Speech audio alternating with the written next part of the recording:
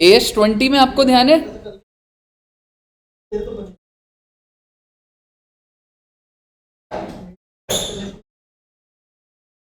AS20 में ना बच्चे एक हमारा टॉपिक बचा हुआ था स्टॉक ऑप्शंस वाला, ठीक है, वो खत्म करते हैं फटाफट 5-10 मिनट में, और उसके बाद हम आगे बढ़ जाएंगे और आगे हम करेंगे AS24।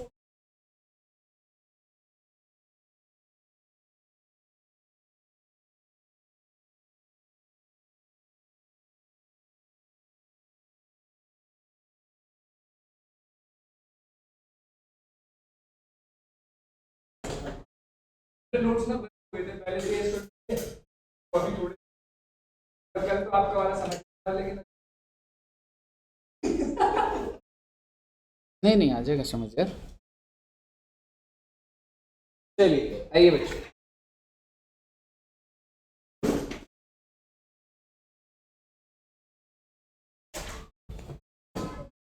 दीपिका जी कब दे रही है एग्जाम?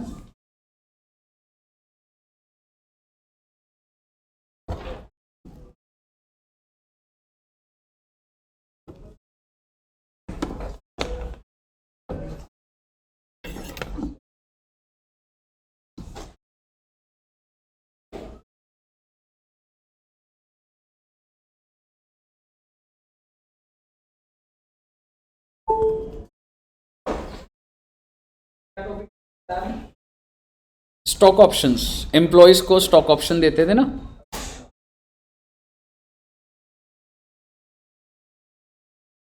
चलिए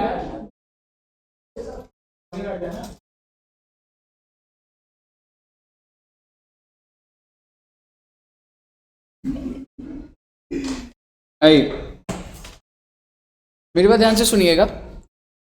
स्टॉक ऑप्शंस क्या होता है पहले आपको बताता हूँ। एम्प्लॉयज को बोला जाता है कि तुम ना अगर 3 साल काम कर लोगे तो तुमको और शेयर्स मिल जाएंगे।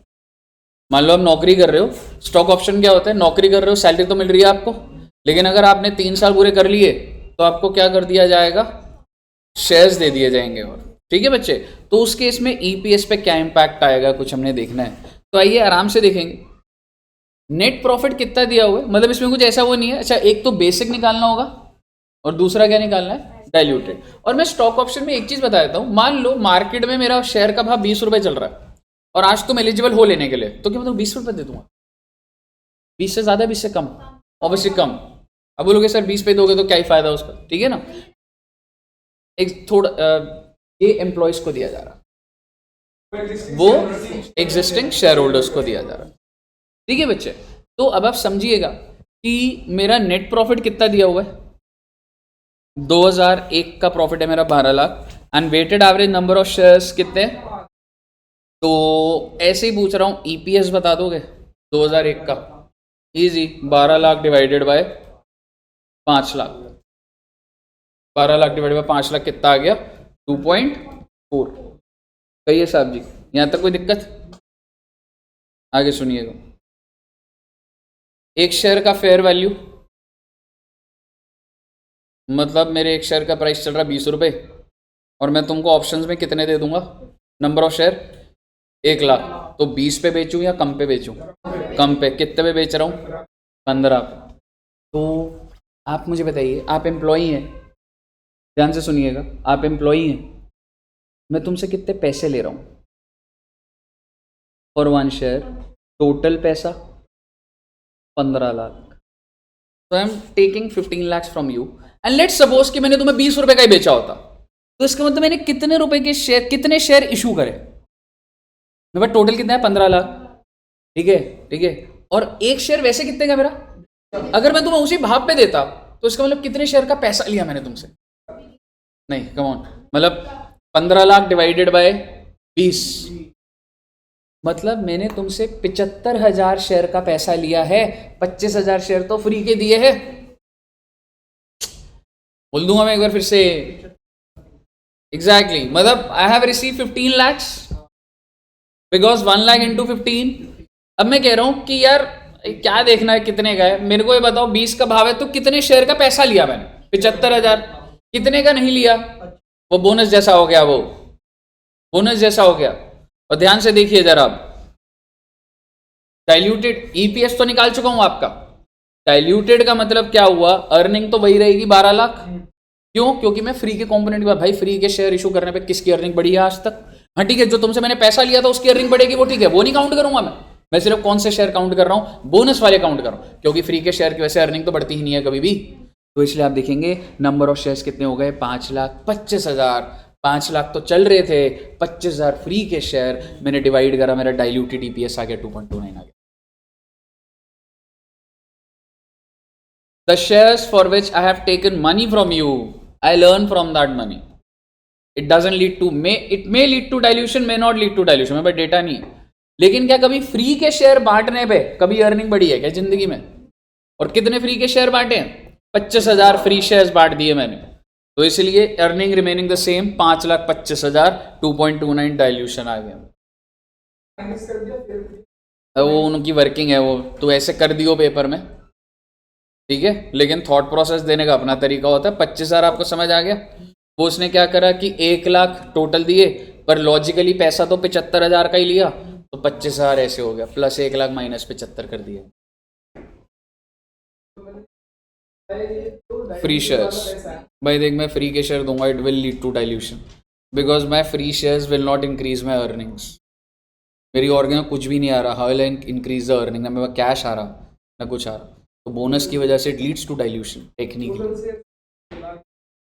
टोटल शेयर 6 लाख, लेकिन ई सॉप की वजह से हाँ वो इस तरीके से ही करना है तुमने। टोटल शेयर तो 6 लाख ही है भाई, टोटल शेयर तो 6 लाख ही। बताइए, क्लियर है बच्चे? हाँ जी बच्चे। सर आवाज ना थोड़ी सी ब्रेक कर रही थी, तो जब आप कॉन्सेप्ट समझा रहे थे अभी तक, मतलब क्या लिखना है? जैसे लिखा हुआ आपको एकदम वही फॉलो करना है मैम। मैंने सिर्फ आपको तो ये सर बताया था, डाइल्यूटेड। यस मैंने सर। मैंने सिर्फ आपको ये बताया that how 25,000 is a bonus shares, because ठीक मैंने है सर। आपसे कितने पैसे लिए, 15 lakhs, यस सर। और अगर मैं उसको 20 पे इशू करता तो टेक्निकली आपने 75,000 शेयर्स के तो पैसे दिए ना, yes sir. But I have issued you 1 lakh, so technically 25,000 share तो फ्री के हो गए ना, yes so sir. I take 525। तो सर हेडिंग जो डाइल्यूटेड ईपीएस है, उसके अंदर कोई फॉर्मूला या कुछ लिखें नहीं नहीं, क्या? कुछ ऐसा नहीं है, जैसा ही आंसर दिया हुआ है वैसा ही।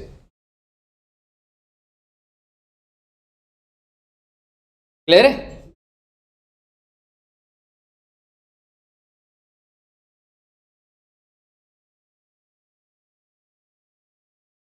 अच्छा, अब तुम्हें डाइल्यूशन का मतलब पता तो लग ही चुका है, क्या होता है डाइल्यूशन का? बट ईपीएस अगर गिर जाता है, that's called my EPS will dilute, will reduce.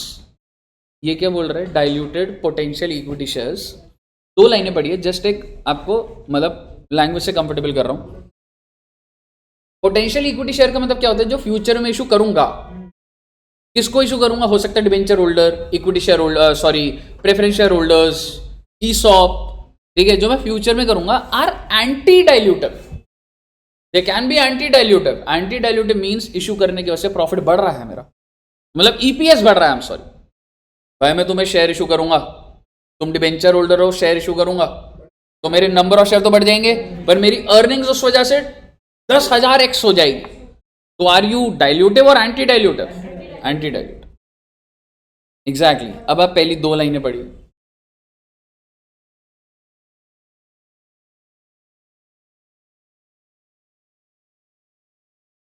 लिख लीजिए। वही लॉजिक है, हाँ वही लॉजिक है कि डिबेंचर का इंटरेस्ट छोड़ के वही अर्निंग में बढ़ा दिया। बिल्कुल, लिख लीजिए पोटेंशियल। आज जनरली जस्ट 3 लाइनें ऐसे लिख लीजिए, सो दैट आपको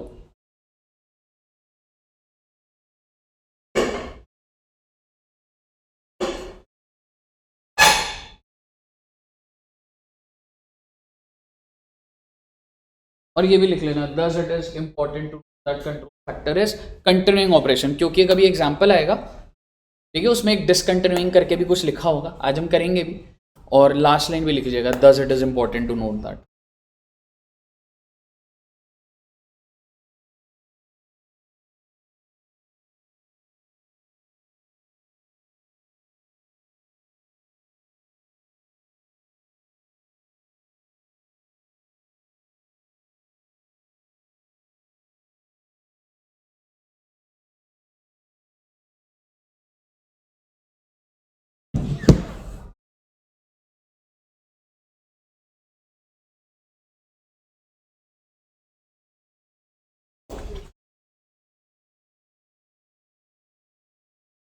मतलब एक थोड़ा सा बस वो फोकस रख लेना कि कंटिन्यूइंग ऑर्डिनरी एक्टिविटीज देखी जा रही हैं, ठीक है बच्चा? हाँ जी, क्लियर है? बस बेटा लास्ट लिस्ट लिख लिया?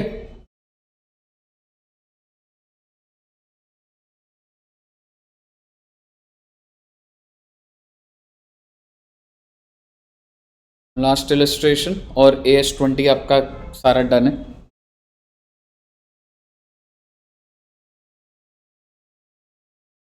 इलस्ट्रेशन नंबर 7 पढ़िएगा and try to fix it.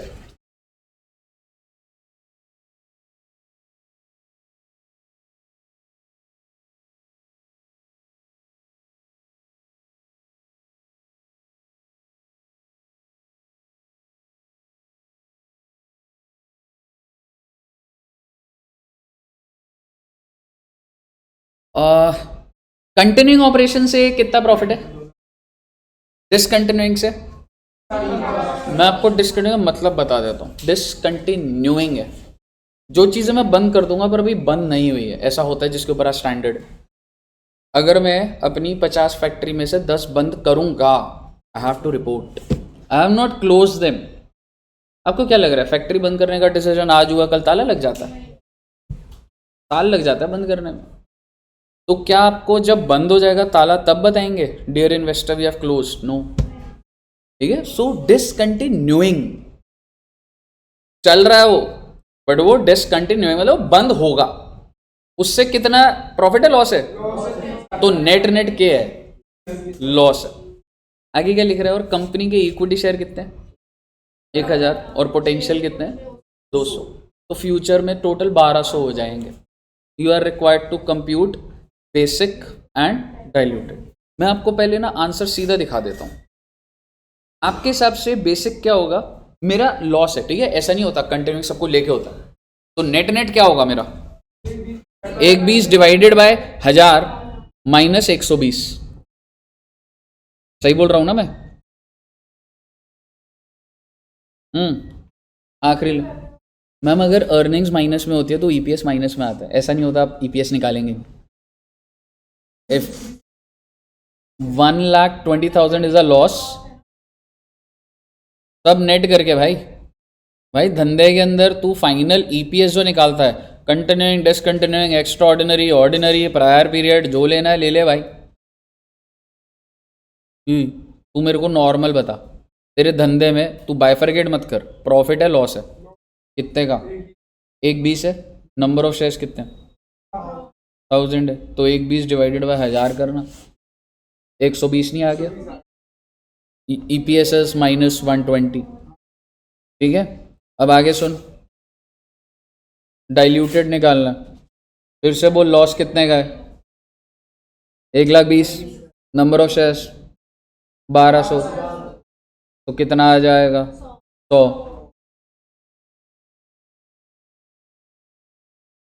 ठीक है जी, खत्म। लेकिन अब तो मैंने आपको टू द पॉइंट पहले बताया। अब आप लैंग्वेज देखिए, पहले लैंग्वेज पढ़ने से पहले सुन लीजिएगा। हमने ना अभी जो मैंने आपको जो लिखवाया है वो क्या कह रहा था? डाइल्यूटिव हम चेक करते हैं फ्रॉम दी ऑर्डिनरी प्रॉफिट। बस ये देखें, बस ये करना था, यही चीज लिखी होगी बस। ये आपने थ्योरेटिकली बताया कि वेदर इट इज डाइल्यूटिव। अच्छा, आपके हिसाब से इज इट डाइल्यूटिव या anti dilutive? Come on, minus में जितना दूर होता है वो उतना छोटा नंबर होता है, जो जीरो के पास है वो बड़ा होता है। तो इट इज डाइल्यूटिव।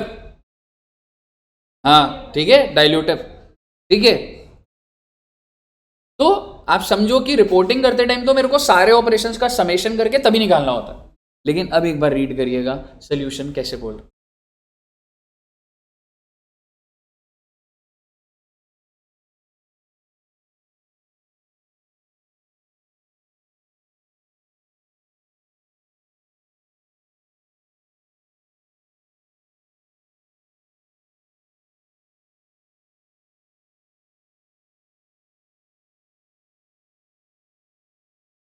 वो ये कह रहा है मेरे को, मेरे कंटिन्यूइंग ऑपरेशन 240 हैं, जस्ट ऐसी थ्योरेटिकली बता रहा है। समझ रहे हो? फाइनल आंसर तो आपका वो 120 से ही डिराइव करा जाता है, ठीक है। जबरदस्ती की थ्योरी है, मतलब बाय चांस जब आए पेपर में कि वेदर इट इज डाइल्यूटिव और anti dilutive, I have to see my profits from continuing operations instead of discontinuing और टोटल ऑपरेशंस। ये हमने थ्योरेटिकली लिख दिया। उसके बाद आपको फाइनल आंसर बेसिक ईपीएस वो तो 1/20 पे ही निकालना, ठीक है। वो सिर्फ थ्योरेटिकली बताना है कि dilutive anti dilutive continuing operation से जज करा जाता है।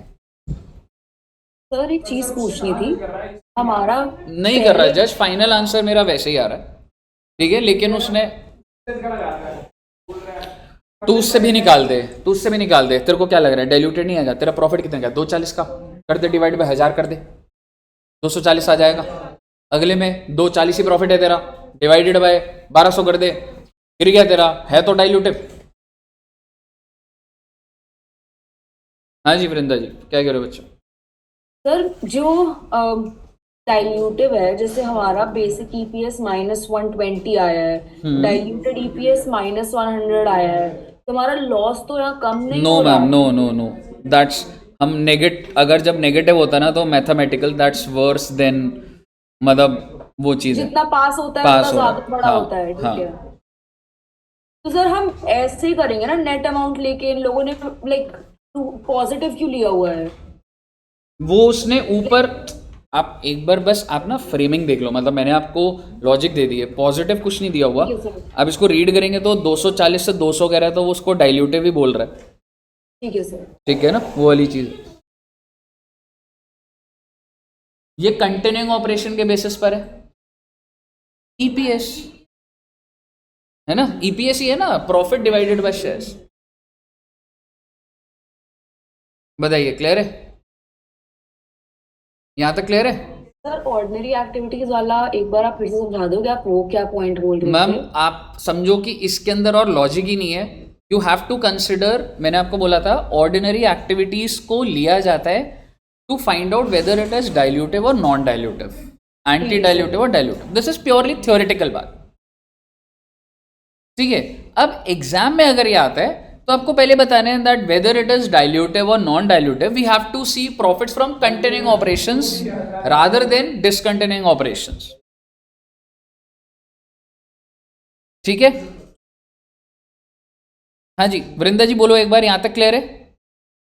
यस सर, ये समझ आ गया। ठीक है। और कंटिन्यूइंग ऑपरेशन के हिसाब से उसने फिर डाइल्यूटिव वो निकाल दिया ईपीएस 240 से 100, और उसके बाद बेसिक ईपीएस निकाल दिया 120 एंड टोटल लेवल पे 100। क्लियर है बच्चे? सर जी AS20 आपका सारा का सारा ओवर। एमसीक्यू और पीछे के क्वेश्चन आपके हैंडल हो जाएंगे, कोई दिक्कत नहीं आएगी। मुझे बताइए यहाँ तक कोई दिक्कत? यहाँ तक